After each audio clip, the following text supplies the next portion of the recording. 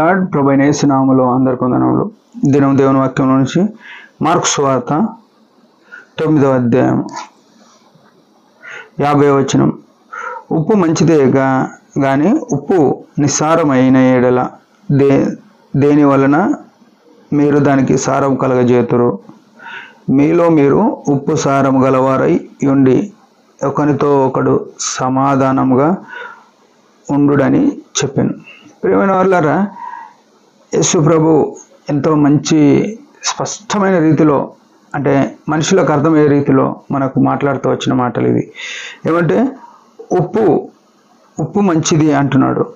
ఉప్పు ఏం చేస్తుందంటే, ఉప్పు గురించి బైబిల్ చాలా మంచి విషయాలు చెప్పింది.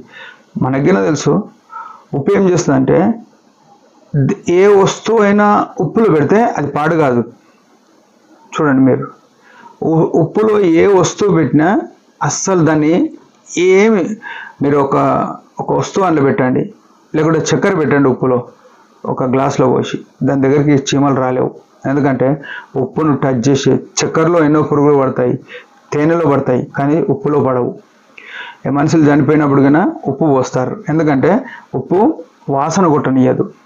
ఉప్పులో చాలా ఉప్పు మనం వంటలో వేసుకుంటాం, ఎందుకంటే రుచినిస్తుంది. ఉప్పు చాలా మంచిది.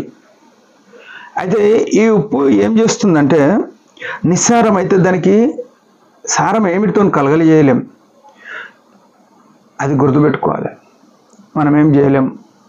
ఉప్పు అంటే మన జీవితాలు ఎట్లున్నాయి, ఉప్పులాగా ఉన్నాయా అని ప్రభు అడుగుతున్నాడు.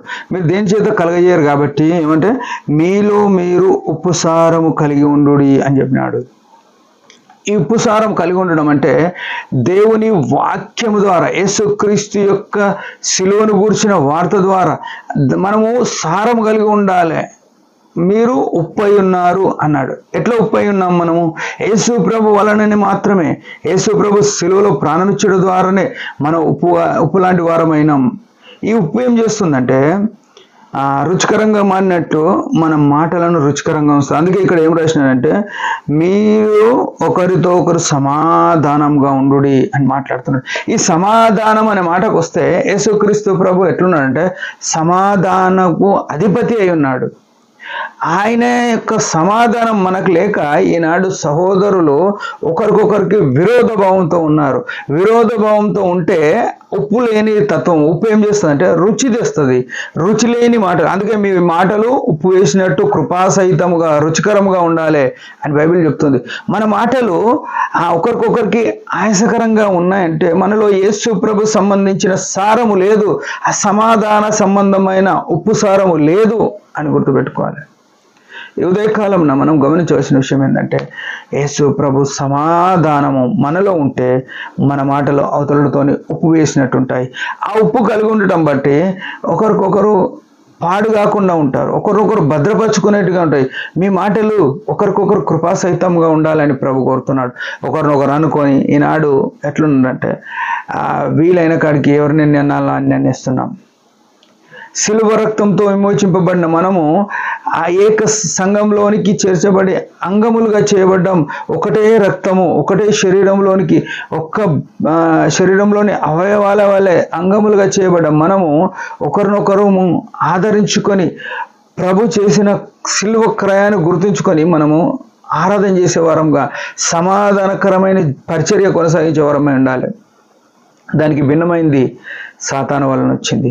అయితే యేసు ప్రభు చేసిన శిలువ కార్యాన్ని మనం మననం చేసుకొని మనలో సమాధానం నింపిన అసమాధానకర్తను స్తుతించబద్ధులమైన ఒకరినొకరు సమాధానం కలిగి క్రీస్తు యొక్క మహిమను అనేకులకు ప్రచురం చేసే వరమై ఉండాలని దేవుని యొక్క కోరిక.